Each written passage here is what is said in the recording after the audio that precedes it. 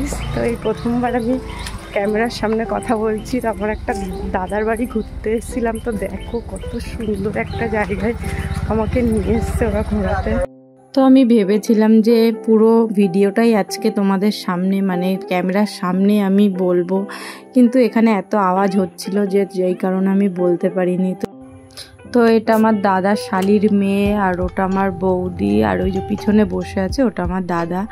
তো আমি ভেবেছিলাম যে তোমাদের হয়তো আমি ক্যামেরার সামনে মানে পরিচয় করিয়ে দিতে পারবো, তো ওখানে এত আওয়াজ হচ্ছিল তাই জন্য আমি আর পরিচয় করাতে পারিনি, আমি ভয়েস ওভারই দিয়ে দিয়েছি।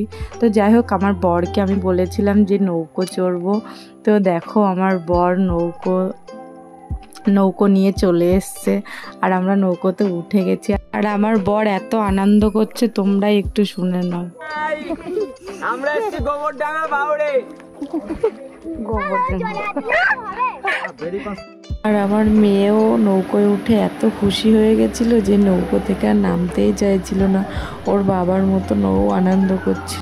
তো আমার বর এই জায়গাটাকে যে গোবরডাঙ্গা বাওর বলছে না, এটা কিন্তু অ্যাকচুয়ালি গোবরডাঙ্গা বাওর না, এটা হলো পাঁচপোতা বাজারে নেমে একটুখানি ভিতরে যেতে হয়। তো এই জায়গাটার নাম যে বাওর সেটাও আমি জানতাম না, আমার দাদা বৌদিকে জিজ্ঞেস করলাম এটাকে কি বলে, তো ওরা বলছে এটাকে না বাওর বলে।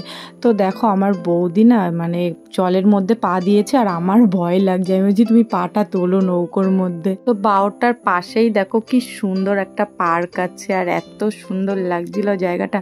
আর তার মধ্যে একটু একটু বৃষ্টি শুরু হয়ে গেছে আর আমরা নৌকোয় বসে আছি জলের মধ্যে, এত সুন্দর লাগছিল না কি বলবো, খুব সুন্দর লাগছিল।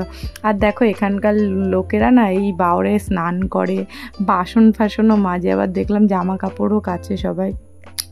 তো যাই হোক, মানে একটা আলাদাই পরিবেশ, খুব সুন্দর, মানে মনটা ভরে যাচ্ছে দেখে।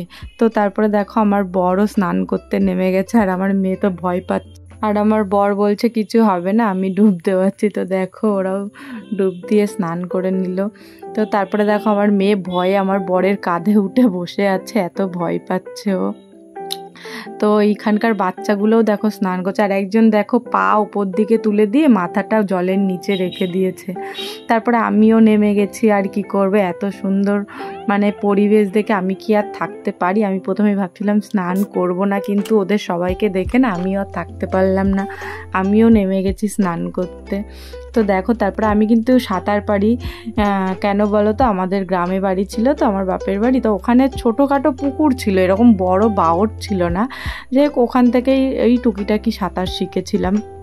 তো তারপর আমি উঠে গেছি জল থেকে। তো তারপর মেয়ে আর বরকেও বললাম উঠে আসতে, তাও আমরা এখানে 2-3 ঘন্টা হয়ে গেছে স্নান করছি, কিছুতেই উঠতে ইচ্ছা করছিল না। কি করব, তাও উঠতে তো হবে, মেয়েটার যদি ঠান্ডা লেগে যায়। তো যাই হোক, আর আজকের মতো ভিডিওটা এইটুখানি। যদি ভিডিওটা ভালো লাগে তোমরা অবশ্যই চ্যানেলটাকে সাবস্ক্রাইব করে দিও, ফলো করে দিও, আর সবাই ভালো থেকো, টাটা বাই।